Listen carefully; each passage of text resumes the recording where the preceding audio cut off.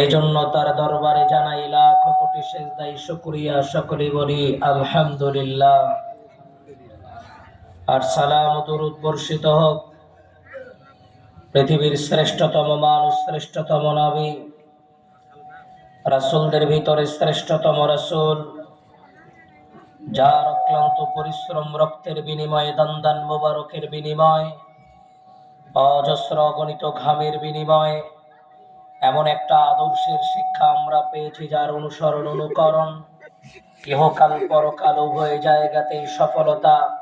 সেই সর্বশ্রেষ্ঠ নবী, সর্বশেষ নবীর উপরে শান্তির ধারা বর্ষিত হোক, সকলে বলি সাল্লাল্লাহু আলাইহি ওয়াসাল্লাম।